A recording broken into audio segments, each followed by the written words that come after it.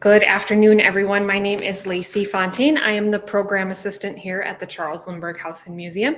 Welcome to our next series in our Snapshot Saturday programs.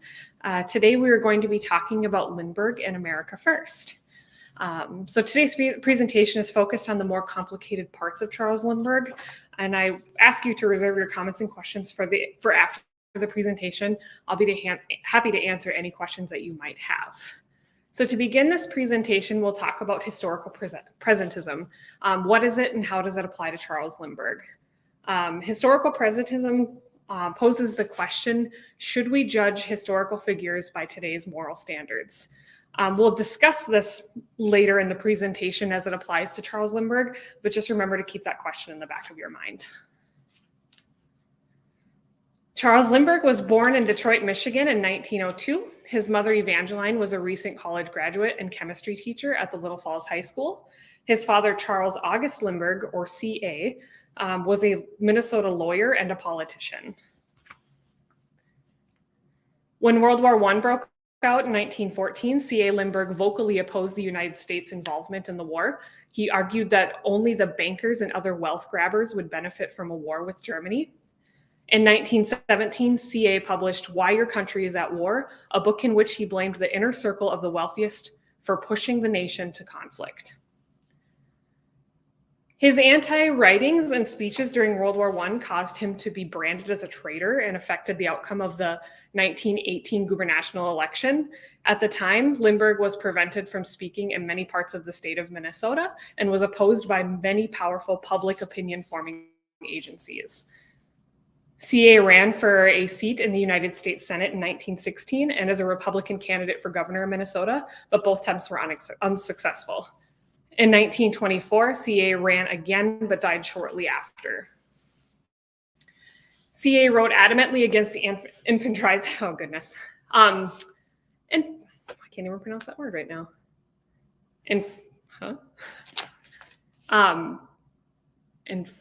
Enfranchisement, thank you, of African Americans, and believed that African Americans by nature were inferior to the white race. In his opinion, it had been a mistake to allow African Americans the right to vote. C.A. believed that there should be a separate state for African Americans where they might exercise national character and rapidly improve a higher morality. C.A. also believed that interracial marriage would not elevate the white race, but would eventually lift the black. C.A.'s beliefs would undoubtedly have influenced Charles throughout his life, from his involvement to the America First Committee and isolationism, as well as his problematic beliefs in eugenics and replacement theory. Charles Lindbergh was also influenced by a prominent scientist, Dr. Alexis Carrel. The two men became friends in 1935. A little bit of background on Dr. Alexis Carrel. He was considered the father of organ transplantation. He won the Nobel Peace Prize in 1912. He was born in France and came to the United States to work at the Rockefeller Institute to research organ transplantation. In the 1930s, Dr. Carrel met Charles Lindbergh to develop a pump that would allow organs to thrive outside of the body. The men experimented on a cat. They kept the cat's thyroid alive for 30 days and its heart going for 12 hours. Dr. Alexis Carrel was also known for his beliefs in eugenics. Carrel wrote extensively about the condition of man in his book, Man the Unknown. In his book, he advocates for, quote, the euthanasia of criminals through the use of gases, and also promotes the idea of selective breeding to promote the strong, something we call positive eugenics. Carrel believes that the only way to obviate the disastrous predominance of the weak is to develop the strong. His views dovetailed with the work at the Rockefeller Institution, which until 1939 funded research to support Nazi racial ideologies. Carrel retired from the Rockefeller Institute in 1938, where he conducted his eugenics research. This would not stop him from doing more research. In 1941, he accepted a grant from Nazi-occupied Vichy France to set up an institute in Paris, where he would continue to examine the problems of man. After the liberation of France, Carrel was considered to have collaborated with the Nazis and would have been put on trial if he had not died in 1944.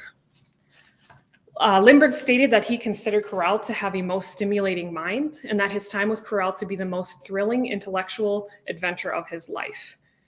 Corral's study of eugenics reflected in the writings of Lindbergh, particularly in his publication of Aviation, Geography, and Race that was published in 1939 in Reader's Digest.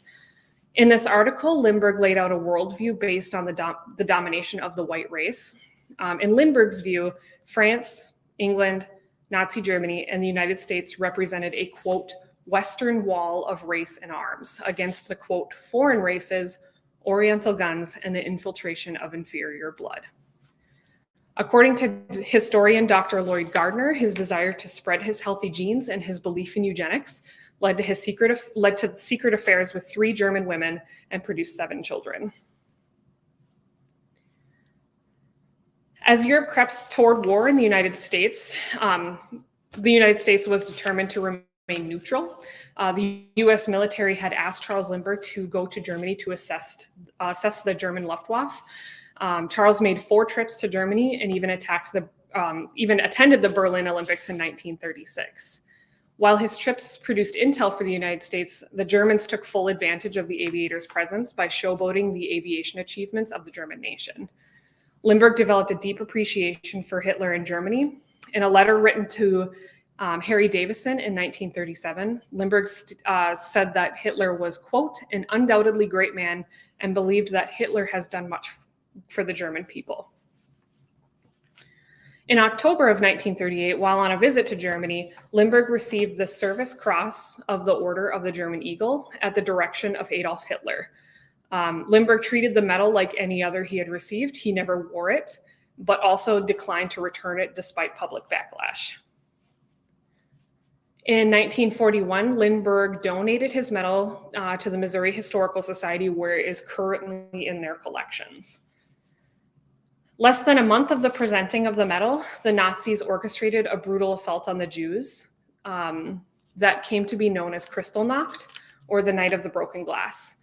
Nazis and their sympathizers smashed the windows of Jewish businesses, burned homes and synagogues, and left scores dead.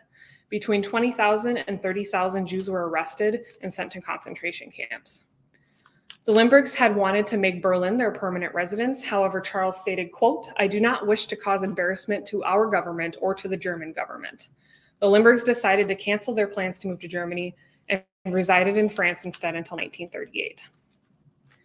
In 1940, a group of Yale University students founded the America First Committee to oppose U.S. intervention in the European War. They quickly mobilized hundreds of other anti-war students to join the organization and persuaded one of the nation's most outspoken isolationists. Lindbergh's enormous celebrity helped the America First Committee become a national organization with as many as 800,000 members. As early as 1934, the Roosevelt administration began compiling a list of American right-wingers and Nazi sympathizers, and by September of 1939, Lindbergh joined the FBI's watch list. From September 1939 to April of 1941, FBI informants attended his speeches and monitored his activities with the America First movement. At these speeches, the informants would track notable celebrities in attendance, the amount of money raised, and the size and demographics of the crowd. Along with monitoring Lindbergh's speeches, the FBI also kept a watchful eye on the American press for articles by and about Lindbergh. On September 11th, 1941, Charles Lindbergh made a speech in Des Moines, Iowa that would forever change his image. Speaking at the America First Assembly, Lindbergh asserted that there are 3 groups responsible for pressuring the United States to enter World War II. These so-called war agitators, these groups were the British, the Roosevelt administration, and the Jews. Overlooking the unprovoked German invasion of Poland, Lindbergh blamed England for starting the war. He asserted that England was not large enough or strong enough to win the war on its own. Lindbergh states, if England can draw this country into the war, she can shift to our shoulders a large portion of the responsibility for waging it and for paying the cost. Lindbergh then went on to say that even if America entered the war, it is not possible for the Allied armies to invade Europe and overwhelm the Axis powers. Lastly, Lindbergh stated that England had spent large amounts of money for propaganda in America during the present war. Lindbergh also accused the Roosevelt administration of using dictatorial procedures to obtain a third presidential term and add billions of dollars into national debt. Lindbergh stated, quote, "The danger of the Roosevelt administration lies in its subterfuge. While its members have promised us peace, they have led us to war, heedless of the platform upon which they were elected." Most notoriously, however, Lindbergh accused the Jews of pushing the United States toward the war. Lindbergh stated that it was not difficult to understand why the Jews wanted to overthrow Nazi Germany, given Nazi persecution of the Jews. Lindbergh stated that he believed the Jews pose a danger to this country because of their large ownership and influence in, quote, "motion pictures, our press, our radio, and our government." Lindbergh also stated, quote, "We cannot allow the natural passions and prejudices of other people to lead our country to destruction." Jewish communities around the country immediately responded to Lindbergh's accusations. The American Jewish Committee and the Jewish Labor Committee denounced Lindbergh by declaring the speech low and baseless. Furthermore, the Jewish people rejected his, quote, "un-American appeal to his selfish interest." The American Jewish Congress issued a statement stating that, quote, "The American Jews will neither be bribed or blackmailed into renouncing their just and equal status as citizens of the United States." Other prominent people were quick to denounce Lindbergh's speech as well. Famed children's author Theodore Geisel, otherwise known as Dr. Seuss, wrote political cartoons during the wartime era. Dr. Seuss targeted Lindbergh in numerous political cartoons that accused the aviator of being a puppet of the Third Reich. Lindbergh's private feelings mirrored his anti-Jewish statements. In his wartime journals, Lindbergh wrote unfavorably of Jewish people in many entries. Portions of these journals were redacted by Lindbergh for publication. However, the uncensored journals are available to researchers consulting the Lindbergh papers at Yale University. After the violence of Kristallnacht, Lindbergh expressed frustration with Germany, stating, quote, "My admiration of the Germans is constantly being dashed against a rock such as this." At the same time, Lindbergh blamed the Jews for the violence they endured. Lindbergh stated, "Jewish pressure on Germany, combined with the inherent hatred of German hatred of the Jews, led to Germany to persecute them." The America First Committee collapsed after the Japanese bombing of Pearl Harbor. When Lindbergh wished to re-enlist in the United States Air Force, he was met with an adamant rejection from the Roosevelt administration, still questioning where Lindbergh's loyalty was. Lindbergh went to work for Henry Ford at the Willow Run bomber plant, where he conducted aerospace design and test flights. He later flew 50 combat missions as a civilian advisor in the Pacific.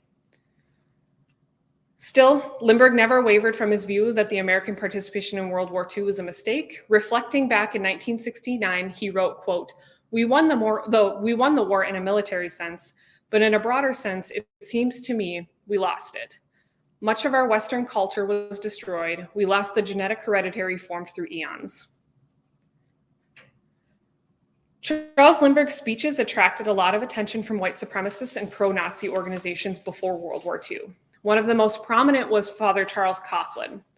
Coughlin was a Roman Catholic priest whose radio programs attracted an estimated 30 million listeners.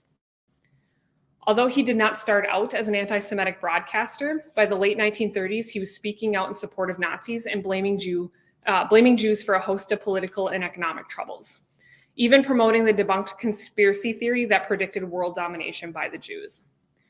Charles Coughlin distributed a magazine called Social Justice, and in 1940, the magazine featured Lindbergh's face and excerpts from his speeches, while Coughlin boasted that Lindbergh was a true American patriot who could be the next president of the United States. The second group to use Lindbergh's image was the Silver Shirts, another white supremacist organization that believed that Nazism could translate into American politics. Founded by William Dudley Pelley, the Silver Shirts boasted around 15,000 members, where they dreamed of a white utopia that excluded non-whites and Jews. Pelley wrote a letter to General George Van Horn Moseley in April of 1941, stating that he believed Lindbergh would be one of the highest would be in one of the highest positions if American Nazism was achieved, providing, quote, glamour to assure the interest of the public. Interestingly, Lindbergh was called to the sedition trial of William Dudley Pelley as a defense witness. Lindbergh took the stand, but neither defended nor condemned the actions of Pelley. Instead, Lindbergh told the prosecutors that there were a lot of people against the United States joining the war. Historians continue to investigate the links between Lindbergh and Pelley today, and there is no clear answer as to why the prosecution of Pelley wanted Lindbergh to testify on his behalf. The last group to lionize Lindbergh was the German-American Bund. It was the largest pro-Nazi organization in the US that tallied about 30,000 members at one point. The group supported the Nazi regime and practiced its own version of American Nazism, including fielding parliamentary units armed with clubs and costuming its members in uniforms and swastika armbands that replicated the Gestapo. It was large enough to run several summer camps for American Nazi youth and even sent its best and brightest to Germany for indoctrination. The Bundist publication, Free American, urged its readers to become members of the America First Committee.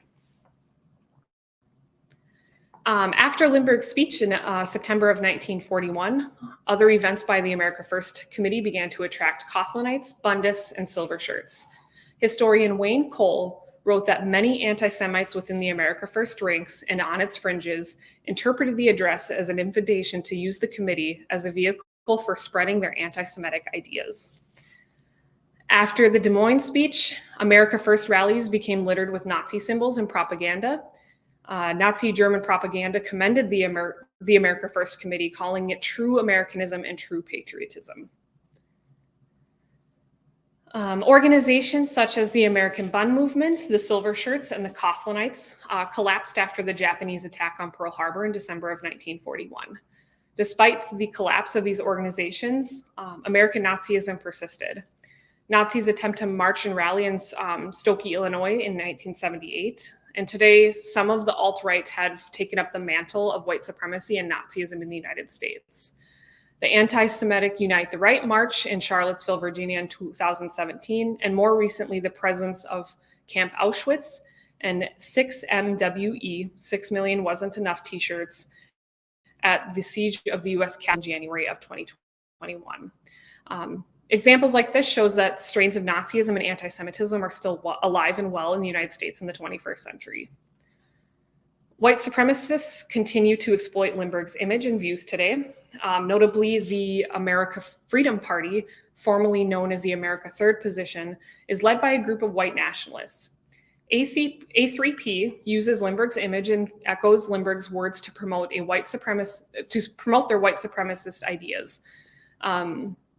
A3P promotes Lindbergh's ideology from his article in Reader's Digest, Aviation, Geography, and Race, warning of the infiltration of inferior blood and the necessary preservation of the white race. It is important for us to remember Charles Lindbergh's breathtaking solo flight in 1927, his technological genius, his civilian service in World War II, his concern for the environment, and his personal family tragedy. But we should also recognize the impact of his words and actions in the United States, for better or for worse, both during his life and today. Lindbergh's legacy is problematic. His belief in eugenics and his anti-Semitic sentiments are two critical issues that have not disappeared from American society. In 2021, Jewish communities in the United States were the most targeted religious groups. Anti-Semitic incidents are being reported in record numbers. The Anti-Defamation League recorded 2,717 incidents of anti-Semitism in the United States, a 60% increase from 2020. Of the 2,770 incidents recorded in 2021, 88 were assaults, resulting in bodily injury, 1,776 were harassment, and 855 were vandalism. More recently, Ye, formerly known as Kanye West, made offensive claims about Jewish people and Jewish identity during an October 6 interview with Fox News host Tucker Carlson. Over the next 2 days, he shared social media posts which insinuated that Jews were using their control, to intimidate and threaten people. He also threatened to go DEFCON 3 on Jewish people. The statements that were made by Yi have reflected Charles Lindbergh's 1941 speech, where he accused Jews of having large ownership of the media and the government. The idea of eugenics is an old idea with a violent history. Eugenicists sought to improve the human population gene pool by encouraging fit individuals to procreate and discouraging unfit people to procreate. This led to the forced sterilization of thousands of Native Americans, and in the case of Nazi Germany, the justification for murdering millions of people. 20th century eugenics is still prominent in American society today. Between 1973 and 1976, the United States government authorized the sterilization of 3,406 Native American women without their consent. More recently, the United States executed the forced sterilization of women at a ICE detention center at the border between the US and Mexico. Lastly, eugenics ideas had impacted the COVID-19 pandemic. During the pandemic, we placed different values of people's lives using oppressive definitions of quality and treating people differently based on their health status. Examples include placing a lower value on life because a person is older, disabled, or overweight.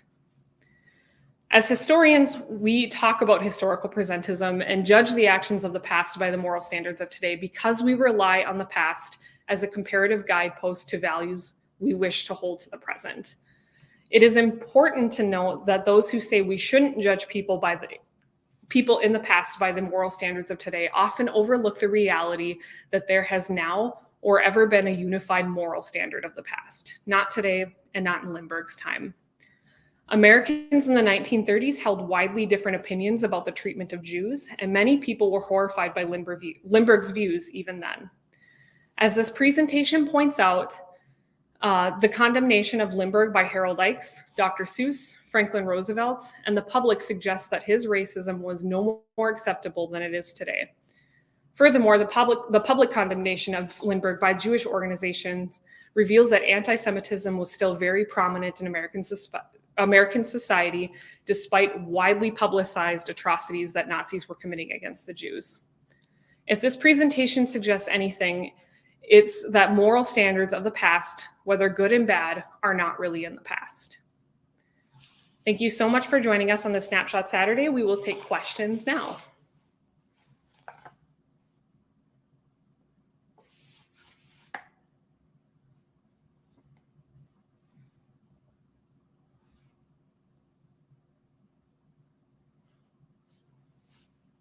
Okay. Okay.